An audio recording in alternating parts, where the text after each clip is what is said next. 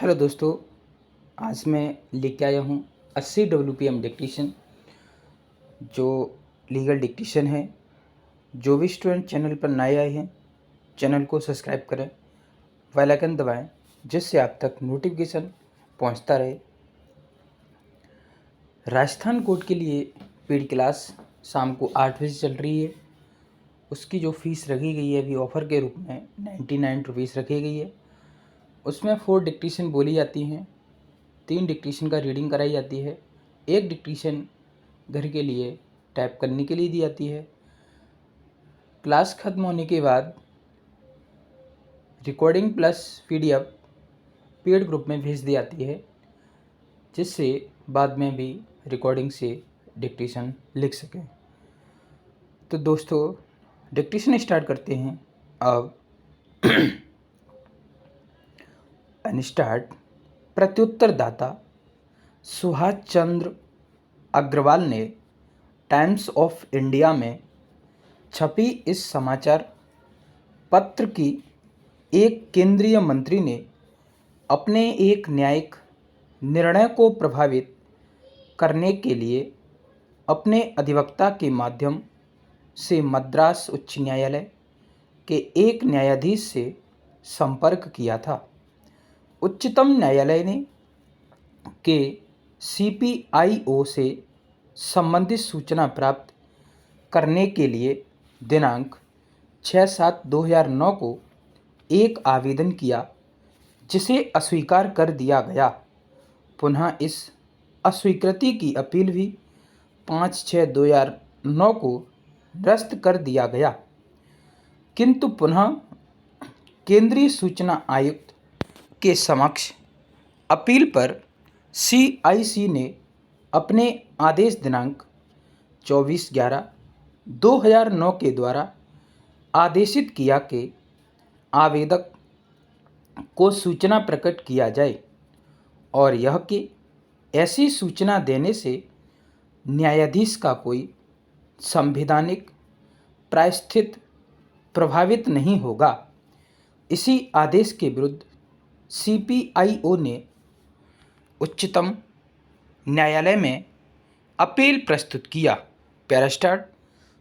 civil appeal संख्या 10044 वर्ष 2010 के अंतर्गत मामला यह था कि प्रत्युत्तरदाता सुभाष चंद्र ने CPIO के समक्ष एक आवेदन पत्र देकर उच्चतम न्यायालय में न्यायमूर्तिगण HL दत्तू, AK गांगुली और RM लोढ़ा की नियुक्ति से संबंधित सभी फाइलें पत्राचार की सूचना दिए जाने की मांग किया था, जिनकी नियुक्ति वरिष्ठता क्रम की उपेक्षा करते हुए न्यायमूर्तिगण AP शाह, AK पटनायक और BK गुप्ता की गई थी, किंतु रजिस्ट्री ने यह कहते हुए कहा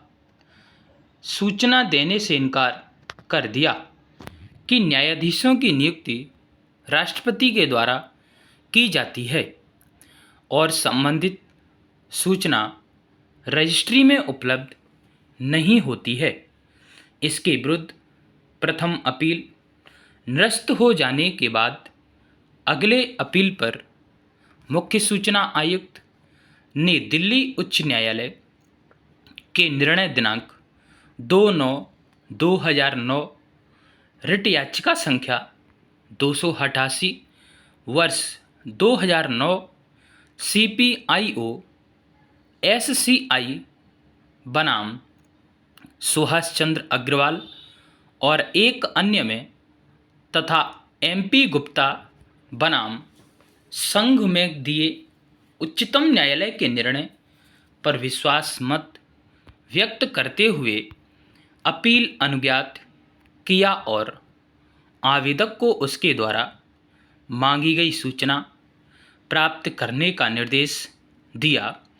इसी प्रकार अपील संख्या 2683 में भी प्रत्युत्तरदाता सुभाष चंद्र अग्रवाल ने विभिन्न राज्यों के मुख्य न्यायाधीशों को अपनी संपत्तियों की किए गए न्यायाधीशों की घोषणा से संबंधित सूचना प्राप्त करने के लिए दिनांक 10/11/2007 को एक आवेदन CPIO के समक्ष प्रस्तुत किया था, जो मामला अनंततः दिल्ली उच्च न्यायालय में पहुंचा, जिसमें उच्च न्यायालय ने रिट याचिका संख्या 288/2009 का निस्तारण करते हुए आदेश दिनांक 2/9/2009 के द्वारा मुख्य न्यायाधीश को लोक प्राधिकारी मानते हुए